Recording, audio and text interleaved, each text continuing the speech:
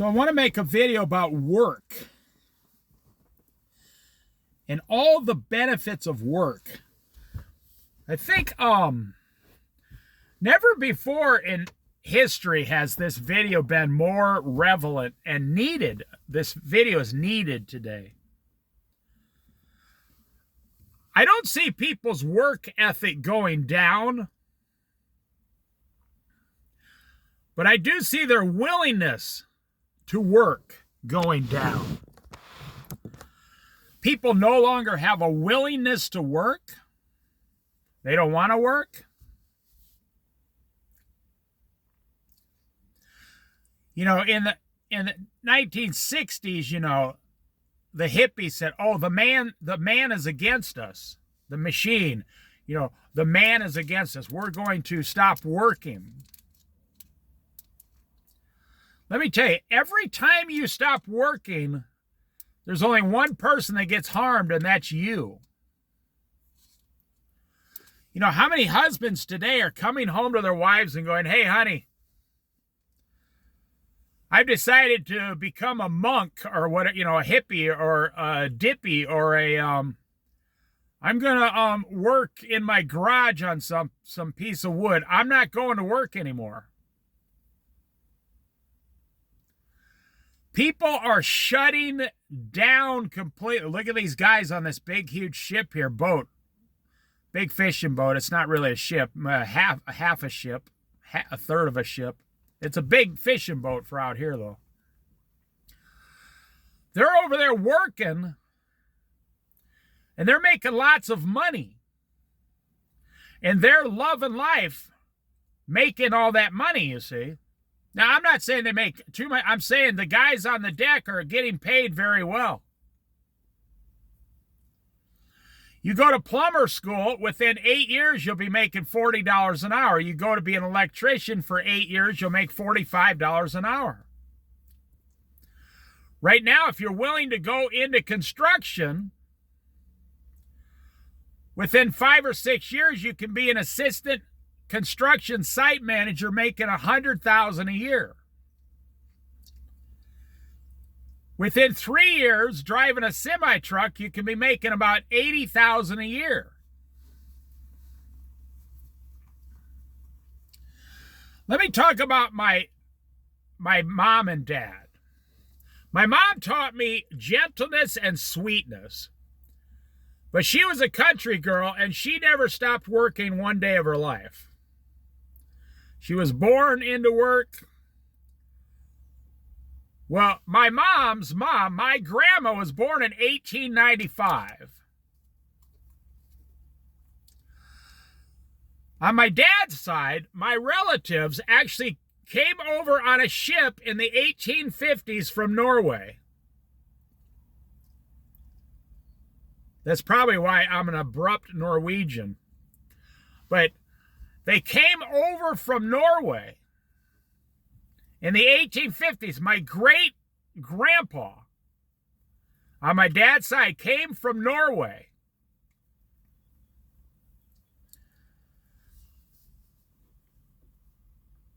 On a ship that took 3 months to get here. And then he went into New York City.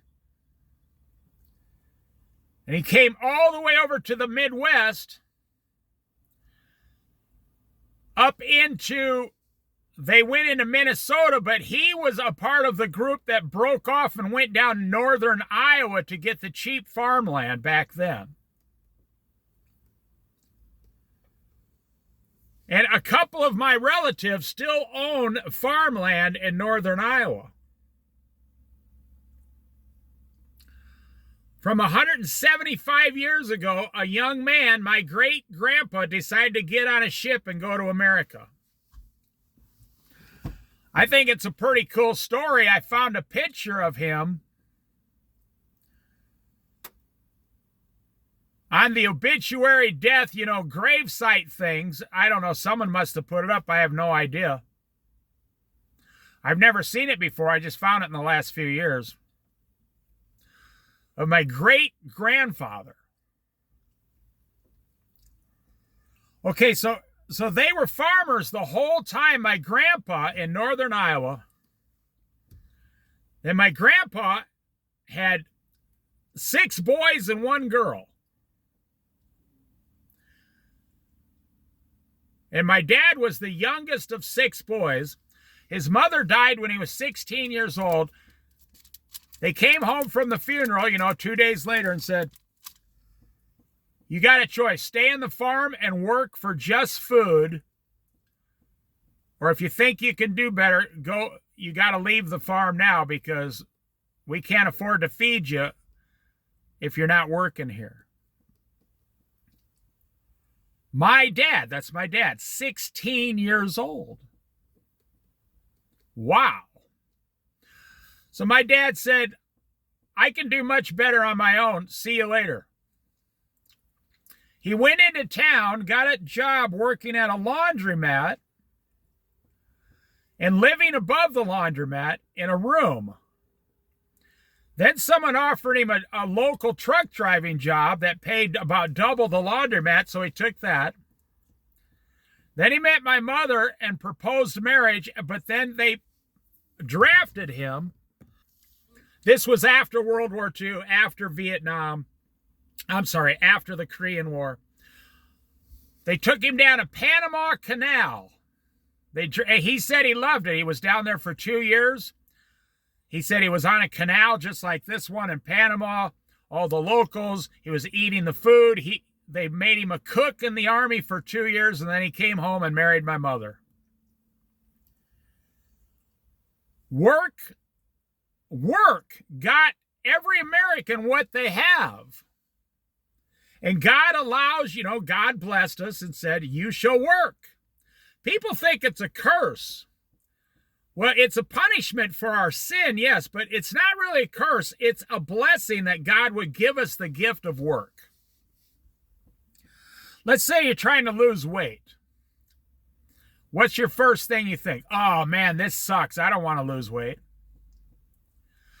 But if you just turn that coin around to the other side and say, wow, all I have to do is enjoy the work, force myself to enjoy losing weight, and then I will lose weight quicker, and I will be more successful quicker. Let's say you're trying to save $10,000. Now, this is a true story. This happens with everybody who thinks it's going to take me 5 years to save $10,000. I tell people, put your first dollar in a can at your house. They go, what good is that? Well, it's mental. It's a mental exercise. And I found this out when I was a kid. And then what happens is, if you really want to save money, you want to add money to that savings. You want to add to it. You want to say, well, I'm going to put a quarter in there. Now I got $1.25. You see how it works. Then pretty soon you start going around. It is quite a fascinating thing. I should make a separate video on just about saving money. It's a fascinating thing that happens to your brain, almost to the point where you could become an extremely greedy and mean old, wretched rich guy. You have to really watch yourself. You have to be saving money for the fact that it's a game of saving. It's not the love of money. Well, you know what it is when someone comes along and says, hey, you got a $1,000 problem in your life or whatever, your car or your hot water heater, whatever. And you say, I don't have $1,000. But another guy who has $10,000, that guy says, oh, $1,000, no problem. I can buy a new hot water heater. I can hire a plumber to put it in for couple $100, $300. Yeah, everything will be fine. And I'll still have $9,000 left. And because that person has 10,000, they're not panicked. They can go out and shop. What's the best deal? What's the best plumber to get? What's the best, And then pretty soon you say, well, I have $27. And when you go out to eat, you say to yourself, they say, would you like dessert? You say, no, I don't want any $5 or $6 or $7 dessert. I'm going to put that $6 in my savings, you say to yourself. Don't ever tell anyone else that you have any money over a couple $100. Don't do it. I don't care if you're a millionaire. Don't tell people you got money today. So work. So my dad then came back, married my mother, moved south a little bit, still in the Midwest, got a job at a tire factory, bought a house. Like 3 or 4 years later, got a job as a truck driver, sold the house, and bought 10 acres of land where he burned all the weeds down with gas. True story. Me and my dad and my mom did this. We built a 4-bedroom house from the basement all the way up, 3-car garage, cement sidewalks, fencing around the entire 10 acres, landscaped on like a 2-acre yard. We had a 1/2-acre vegetable garden. 100 trees were planted on the place. When my dad died about 25 years ago, that place was worth about $150,000. Today, the people who bought it and own it, it's worth about $350,000 to $400,000 today. Through work. Work. So I see these guys living in these vans. I see them on the street. They say, I'm beating the system by not working, by sitting in my van all day and just staring at something or smoking cigarettes or doing drugs or drinking a beer or just whatever I want to do. Just fish all day, do nothing, all day long. The only person you are harming is yourself. Or if you have family members that you have to take care of, your wife, your children, the only people you're harming is yourself. And I'm not talking about retirement. I've always said the best thing a retired person could do is get their Social Security at 62 right away and then work 3 days a week at a minimum wage job. So, you're allowed to make, I think it's $23,000 a year with they don't take any of your Social Security away.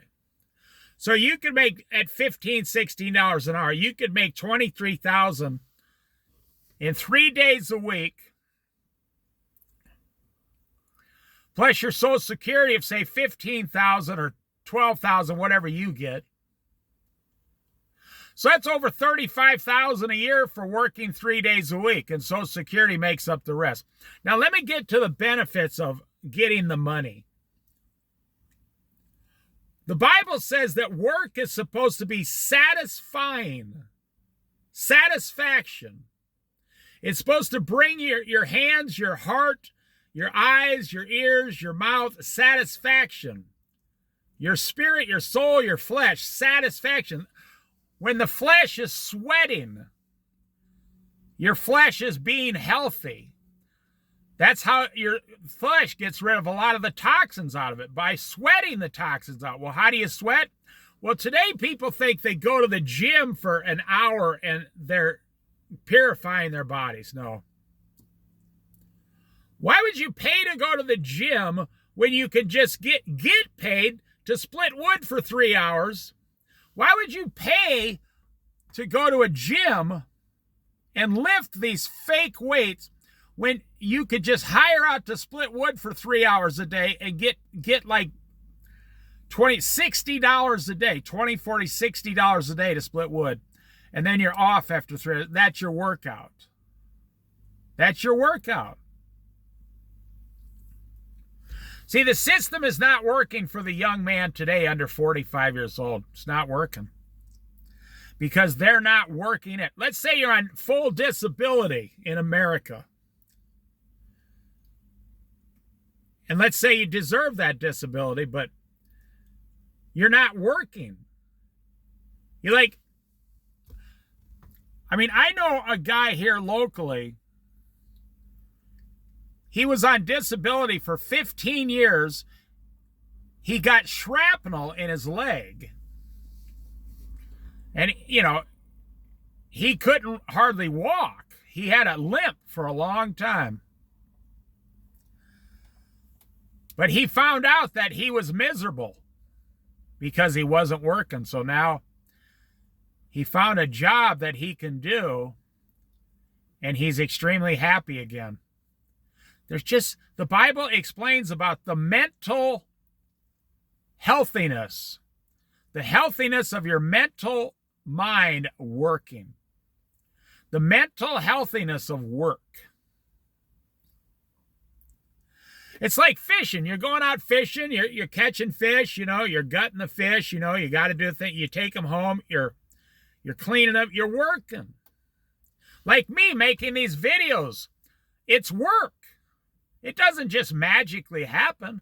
I work all day long on something one way or another. I'm on full Social Security. Well, I got it at 62, but I'm saying I get my Social Security. But I didn't stop doing things. Just because I don't get paid for my work doesn't mean I'm not working. Well, let me kind of wrap this up. Keep it under 20 minutes.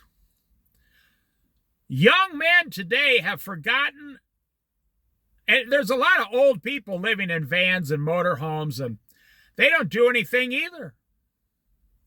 They say, well, I got $500,000 in the bank, and I'm done. And guess what? The day, you don't believe me, wait till you're 58 years old. The day you stop working is the day your body starts to deteriorate and fall apart. The day you stop working is the day you start to fall apart. There are so many things you could do. I know 80-year-olds who are still running their own business. Like 60 hours a week.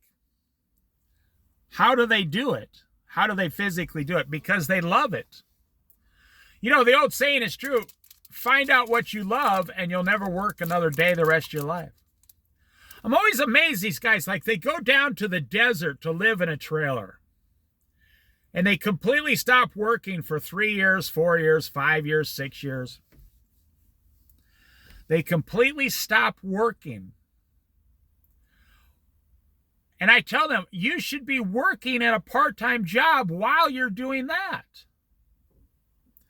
You should be down working part-time. I don't care if you go into town and wash dishes for a restaurant or a hamburger joint 20 hours a week, because then you would get $250 a week in cash. But the problem is today, people are looking for, if it's not my ultimate dream, I don't want to do anything. I had an uncle who died a multimillionaire. I was very close to him. No, he didn't leave me $1 million. He had a large family, but he was my uncle. We were very close. I loved him dearly. And he used to pick me up and go hunting once in a while. Or he would ask me to help him on a couple small things. And he made all his money. He was about 5 or 6 or 7 years older than my dad. He made all his money. He started in a barber shop. When he came out of he went to the Air Force, not the Army. When he was in the Air Force, he didn't fly planes. He was on the ground. In the Air Force, he learned how to be a barber. So when he got out, he opened his own barbershop and ran it for 20 years. And he worked 50 hours a week. in the barbershop. And then he would take that barbershop money and invest into real estate. And he had like 30 or 40 apartments, when he died, and then he sold them all. Started selling them all off when he was 55 and got millions of dollars. He did everything correct that he was supposed to do. He would get off work for 10 hours and go to one of his apartments and tear down a wall and put brand new sheetrock up. Go back the next day, paint the whole thing. And then all he did when his apartments got to the point where he made more than his barbershop, he sold his barbershop. Got a big chunk of cash there. Bought a couple more real estate properties. He didn't pay them off. The tenants paid them all off. But he started when he was 30 years old. That's the key. And all his properties were paid off over 25, 30 years. A lot of guys now, they want to go into real estate at 55 years old. I'm like, what? No, you don't even have enough time to do that. So let me finish with this. The man who doesn't work is going nowhere. I don't care if you're on disability. I don't care if you have a guaranteed monthly income. If you don't have something you're working at that helps you, helps your family, and helps other people in society, you're going nowhere.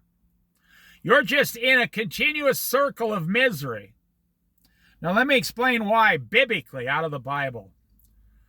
You were created to work. If you look very carefully in the book of Genesis, God said about Adam, the Garden of Eden, God looked at his creation and saw that there was no one to tend or take care of the garden. So he created Adam. And most people don't understand that. Adam was created to be a gardener, a tender of food. Adam didn't just stand there and walk around it. He was tending the garden, so to speak. And then Eve was created to be the helper of Adam, his wife. And they had something that was bigger than them in life. Something that was more powerful, something that was way bigger than just your own, okay, I got to go to work, make my house payment, make my car payments, make my credit card payments. I'm just living for myself, buy my food.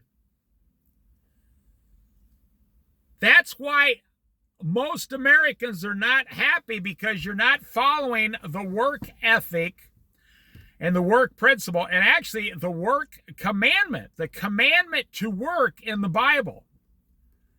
Now, I know a lot of people who spend half their life refusing to work, and they are the most miserable people I know. If you have like a mental disability, not a mental disability, but like stress, mental anxiety all the time, you have a few mental issues, but you function in every other way as far as, I'm telling you, every study in the world, work takes care of it. Working brings satisfaction to your mind, your body, and your soul. And most of your mental fogginess, I want to say it that way, most of your mental fogginess goes away. It disappears. The majority of your mental fogginess instantly disappears. I've had people tell me this. I have felt it myself. I started working when I was 12 years old, plus going to school. Then I got my first job when I was 14 and 16, and then I worked at a packing house when I was 17, even before I graduated from high school.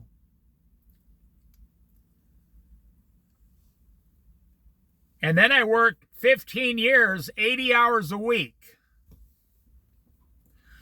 So when people tell me, how come you don't work? Well, look at that beautiful boat. Well, I am working, just a different way. They say, well, where's your paycheck? You don't get paid. I say, I got Social Security. I don't need any more money.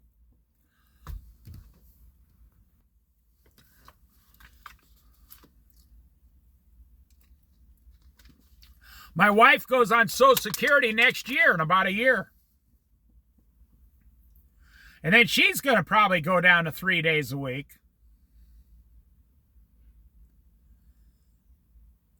And man, what a wonderful life God has provided, you see. But I just want to say, everything the Bible talks about around man has one big, huge 4-letter word in it, is work. And we think that 4-letter word today, work, has become a profanity. It's not. It's a blessing. Even to get a job, minimum wage, well, like in Oregon now, is $15.05 an hour. So if you work 40 hours, you can get $600 a week minus taxes. You know, if you're a single guy, you get about $540 a week after taxes.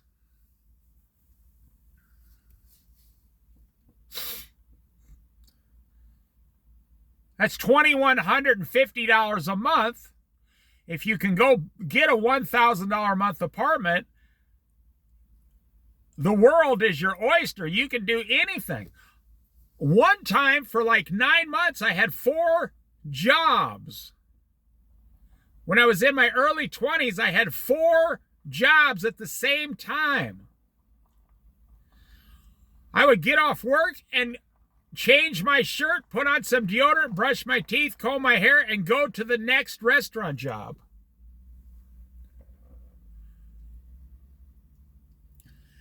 And that was 3 or 4 nights a week. And then that was a Mexican restaurant. That's where I learned to make Mexican fried ice cream. I'm like, you can't fry ice cream. And they're like, sí, señor, you can do it. They spoke such a heavy accent, I barely understood one single thing they were saying half the time. But they liked me working there. I liked working there. They gave me a paycheck every week. And the owner would smile and like kiss my cheek. She's like, I love you so much. You're such a good worker. She was like 50 years old. I was only like 21. She was the nicest lady. And she would give me my paycheck. And what you do is you take ice cream. It's got to be really super cold. It can't be soft ice cream. It's got to be really cold. Vanilla scoop ice cream, almost frozen. And you roll it around in this batter that's made, not batter, this, well, it's kind of like a textured flour with bumps on it and stuff. You'd have to look it up online. You roll it, look at this boat. So either work, work, work, work. They're satisfied. Then you dump it in the deep fat fryer for literally 5 seconds until just the outer breading, that's what is the breading, fries. You pull it out, you take it, you put it in a dish immediately and run it to the person's table before it melts. And because if it sits for 5 or 10 minutes, it's going to start melting. Because you just put ice cream into a deep fat fryer with only breading on it. It's the coolest thing. I learned how to make so many cool Mexican, the key to a good Mexican restaurant is 1/3 of the plate has to be covered in hot Mexican refried beans. Yeah. Man, we would go through 10 gallons of refried beans every single night. They had a guy there, and I was mostly washing dishes and then learning how to prep cook Mexican. I went to a job. I couldn't tell you all the jobs I had. I went to a job once. I worked there 3 days. The lady said, "You're the greatest employee. We're so happy." I was running the whole kitchen inside this little bar down by the Missouri River. And the guy, her husband, came in drunk one day and says, "You're the effing worst person. Effing. You're fired. Get the F out." I said, "Your wife just came in and told me how much she loved me." He says, "My wife don't make the decisions. I make the decisions." So she comes in and says, "Sorry about it. You got to go. My husband's drunk again." And that's why we go through so many cooks. So I said, well, I only worked there 3 days. I just walked out.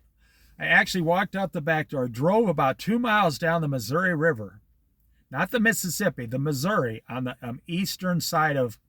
on the western side of Iowa.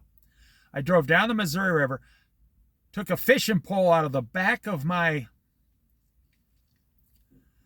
trunk of my, like, some car, like a 67 Satellite or something.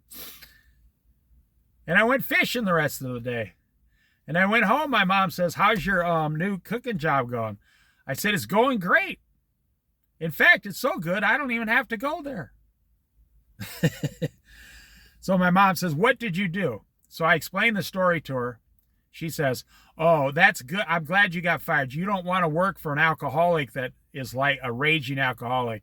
She said, "I can't imagine what that guy's like at the end of the night. That's probably why he owns a bar." I said, "He's a nice guy in the morning, and in the afternoon, he's loud, and at night, he's screaming and yelling at everybody, even the customers." She said, "Well, I'm glad you don't work there." I said, "His wife was an angel, though. She even gave me a free cheeseburger and fries when I got fired and left. That was my severance pay, a free cheeseburger and fries. But I had to cook it myself." Work. It should become who you are. And when you're working, you get goals and dreams. You say, "Okay, I'm going to work 5 more years and I'm going to have this much. And then God willing is got to be God's will. Then I'm going to go do this. And then 3 years later, I'm going to do this. And then I'm going to work my way towards this. And then I'm going to do this." If that's what God's will is for your life. And that is how God gives you. That's how God gives you your entire life, through work. And I feel sorry for these guys. Even just outside of where I live this morning, there were 6 people living in vans within a block of where I live. Now, that doesn't bother me, but they're all 35-year-old men. Alone in there, sitting in their little bitty tiny box. None of them have jobs. The vehicles are running down. The police chase them off once a week. That part doesn't bother me. But what bothers me the most is sitting all that wasted potential that they think the best thing they can ever accomplish in this world is to sit in a van and smoke a joint and let their mom send them a couple $100 a month. They've come to the conclusion fully in their mind, this is the best I can accomplish. I give up. I'm 35 years old and I quit. I give up.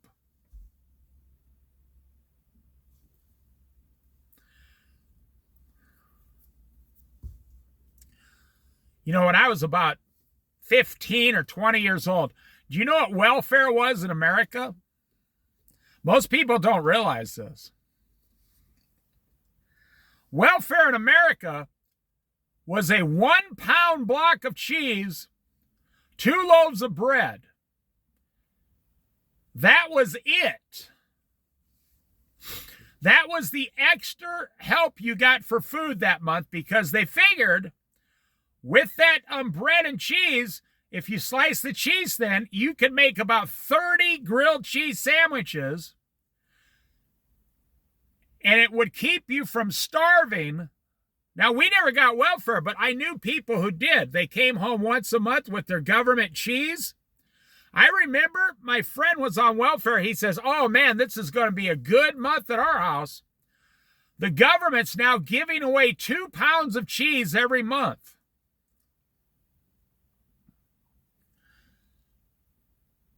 I was like, I said, you only eat grilled cheese sandwiches? He says, well, I don't have a dad and my mom's unemployed and she smokes a lot of cigarettes. Of course, back then they were only 69 cents a pack of cigarettes. He said, I eat grilled cheese sandwiches and water for like a week every month. Well, then the government came along and said, we're going to turn the welfare into a jobs creation program. And that was 40 years ago in 1985. And they started forcing men to do child support, forced welfare, forced unemployment, forced food programs, forced money out of your checks. And in 40 years, what has it accomplished? Poverty in America has quadrupled in 40 years. Because let me tell you why. Because we have convinced about 25% of all men in America today that work is your enemy. They just got a crab. They pulled one single crab out of there. That work is your enemy. You want me to tell you the secret to crabbing? If you're lucky enough to be listening to this video, there's a secret to crabbing. Why some people catch more crabs than others. Crabs have an incredible smell for dead things. So what these people do, I don't know what these people are using, but the average person, they go to the grocery store and buy some chicken thighs, and they use that for crabbing bait in their things. Chicken thighs aren't dead and bloody. So what you do is you go down, here's the secret, you go down and get the dead fish guts. You want to know what the crabbing ship uses? Dead fish and fish guts. They scoop it in those little containers with a small, tiny shovel, and they put a lid on it, and there's only tiny holes in there so all the bloody juices can drain out. And it's that blood in the water that attracts all the crab to your pot away from the other pot. So if you're down there crabbing with chicken or chicken thighs, you're not going to catch any crab. What you need is blood. You need bloody guts and bloody meat, and you will catch 3 times more crab or 3 times faster than everybody else around you. All right, so at work, I mean, that's about all I'm going to say right now. The answer to every homeless person's problem is work. Say, no, they got drug addictions. Okay, well, that's what getting off drugs is, work. I know because my brother is a drug addiction counselor for 15 years in a Christian-based organization, and they say to the people, are you willing to do the work? We will help you. We will supply and provide everything you need. Are you willing to do the work? And the people say, what do you mean? They say, just one day at a time. We'll guide you through it. You do the work. You go to the Eugene Mission. It's Christian-based, no government funding. Are you willing to do the work of getting off the street? Do you want a better life? Are you willing to do the work? You know, that's the thing about, you want to make God angry? Do you want to make God very angry? Just tell God, thanks for everything you gave me. I'm going to stop working and become a bum now and just spend all the money. Woo! God might take your life tonight. There's one thing God despises. There's many, but there's one is laziness. And that's really where we're at in 2025. It used to be, oh, I can't find a job. There's no jobs. Well, in 2025, they said there's 12 to 14 million available jobs today. Oh, it might not be the $38 an hour you're looking for because you got a master's degree in college and you owe $150,000 on a student loan. No, it might be a $19 an hour job, which is a fantastic job for someone who just graduated high school and doesn't have any debt at all. No student loan debt, no debt whatsoever.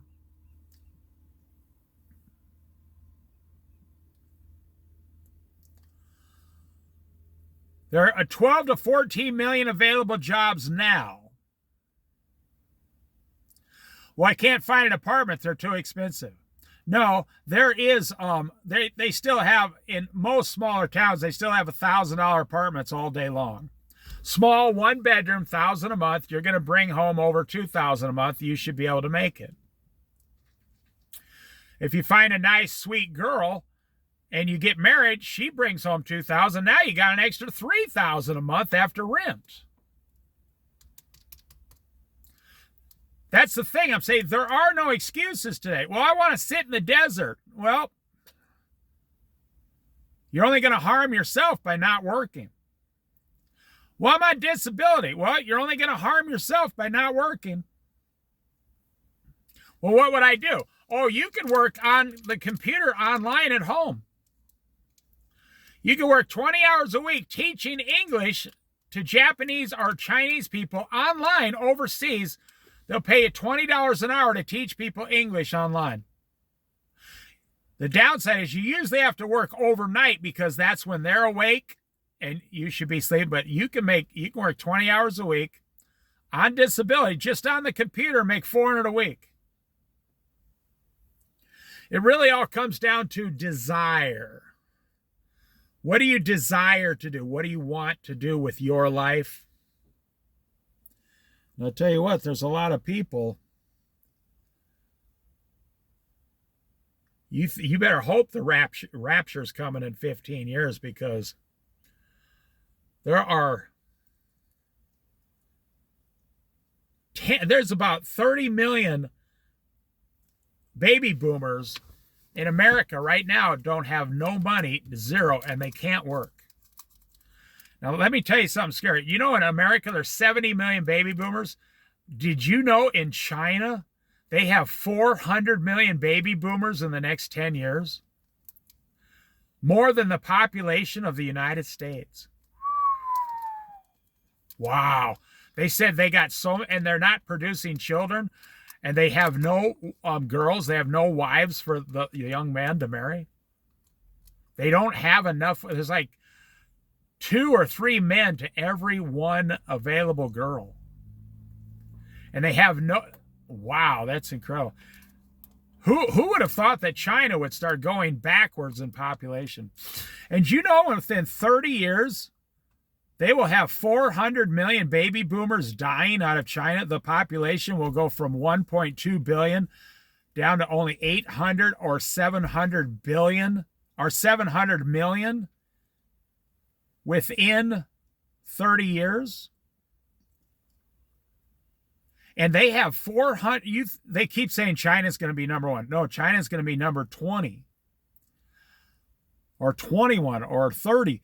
China has to figure out how to take care of 400 million elderly people in their country starting today. And they don't know what they're going to do.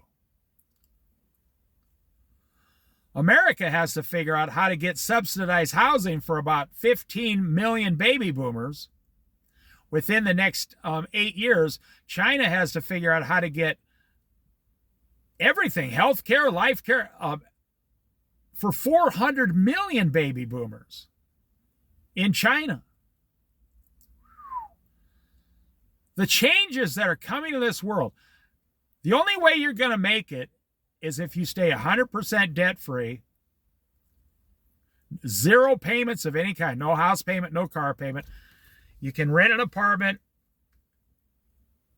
or you can and you can buy a $5,000 used car for cash and drive it for 5 years.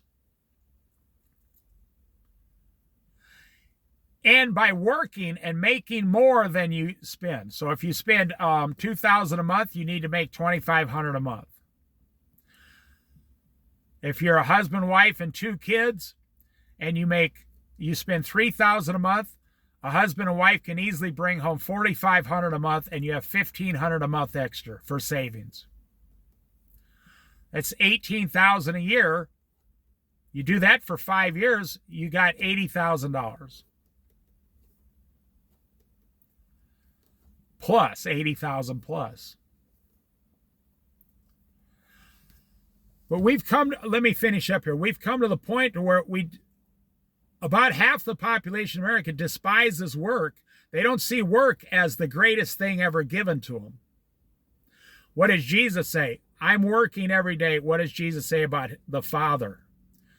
Even my Father is working to this day. He never stops working. He works every day, the Lord said about his Father, God the Father. So think about if your dad said he's going to go out in the yard and work, and he wants you to come with, and you said, I'm not going to do it. Your dad would go get his belt and start whooping your behind.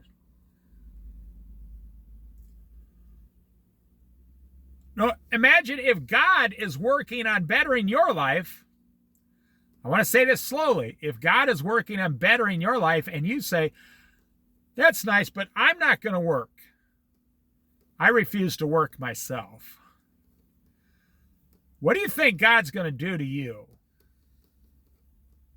He'll start to slowly strip away all the things he's ever given you to teach you a lesson to not be disobedient and to not be such a brat and ungrateful. Well, I tell people, I saw a guy who used to pick up cans about 17, 18 years ago. He picked up cans. He was homeless. He went through alcoholism treatment. He picked up cans for 2 years on the back of a bicycle. And then he got enough to buy a car. That was when they were only a nickel each. He got enough to buy a car for like $400. I think he paid $350 for it. Then he was living in his car. Then he met a nice girl down at the the AA classes, and she had an apartment, subsidized apartment, and they teamed up together, got married. They've been together 15 years. They're still together. I see him every once in a while, and she got better, and she got a full-time job, and he's on disability now because he's retired and all that, and he changed the point I'm making is he changed his entire life by working, picking up cans off the street for a nickel each, 10 hours a day with a little trailer behind a 10-speed bicycle, sleeping outside for 2 years, and he came up with $350 to $400 to buy a car. And that decision to work changed the rest of his life. Now, he didn't do that well in the alcohol. He still kept drinking. He wouldn't drink and drive, nothing like that, but he would drink at least 3 beers a day. But he still went to the classes, but he was just one of those guys that drank 3 beers a day.